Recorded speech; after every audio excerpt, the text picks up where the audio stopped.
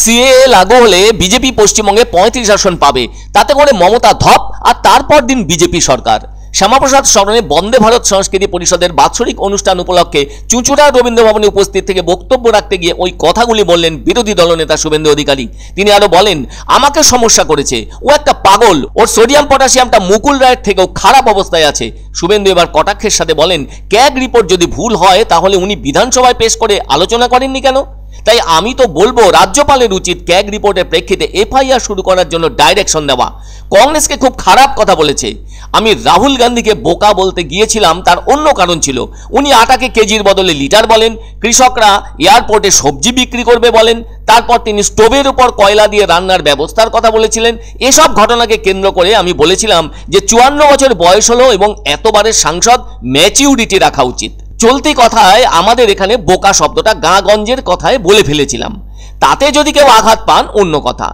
আমি কিন্তু সে উদ্দেশ্যে বলিনি বলে জানান শুভেন্দু অধিকারী। শুভেন্দু বলেন, আপনারা জয়রাম রমেশ এবং মল্লিকার্জুন খাড়গেরা কার্যত মমতার পায়ে পড়ে যান, আবার মনু সিংভিরা যেভাবে চোরেদের বাঁচানোর জন্য উঠে পড়ে লাগেন, তাই আমি আশা করব আমার বিরুদ্ধে যেমন এফআইআর করেছিলেন, মিছিল বের করেছিলেন, কাল থেকে মমতার বিরুদ্ধে এটা করবেন।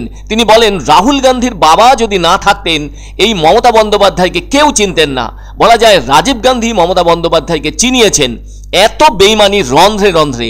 যখন ফ্যা করে ঘুরছিলেন উনি 1998 সালে, তখন পাশে অটল বিহারী বাজপেয়ী না থাকলে রাস্তায় ঘুরতে হতো। স্বাভাবিকভাবেই যাদের কাছ থেকে উপকার পেয়েছেন তাদেরকে ব্যক্তিগতভাবে অভদ্র আচরণ এবং মুখে বেলাগাম ভাষা প্রয়োগ করেছেন বলেও কটাক্ষের সাথে বললেন শুভেন্দু অধিকারী। কেননা এটা ওর চরিত্রের মধ্যে পড়ে বলে জানান শুভেন্দু। এবার শুভেন্দু ঝাঁঝালো কথা শোনালেন। আর আমি ওকে বারে বারে বলেছি, মাছ, হোটেল, বাস, পেট্রোল পাম্প একটাও আপনি বা আপনার পরিবার দেয়নি। তাই আপনাদের ক্ষমতা থাকলে আপনি 4 বছর আমার পিছনে লেগে আছেন, তাও কিছু করতে পারেননি। তিনি বলেন, আপনাকে আমি চ্যালেঞ্জ করছি, আপনার কিছু ক্ষমতা থাকলে করে দেখান।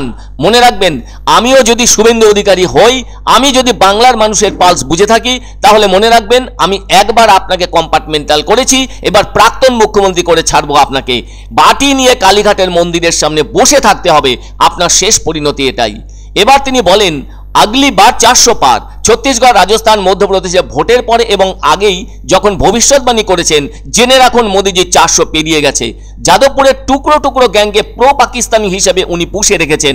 আমার বিরুদ্ধে এফআইআর করার জন্য যাদবপুরের ওসি হাইকোর্টে যান। এবার আরো কটাক্ষের সাথে শুভেন্দু বলেন, অধীর চৌধুরীরা মুর্শিদাবাদে বিপ্লব করেন আর বিভিন্ন জায়গায় তৃণমূলের সঙ্গে মিটিং করে, ইটিং করে।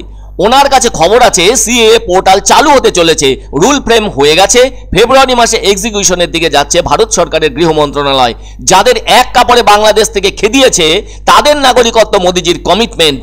আগে এই নাগরিকত্ব কালেক্টরের হাতে ছিল, সেই ক্ষমতা কেড়ে নিতে চলেছে ভারত সরকার। ফলে সরাসরি অ্যাপের মধ্যে দিয়ে এনরোলমেন্ট করতে পারবেন।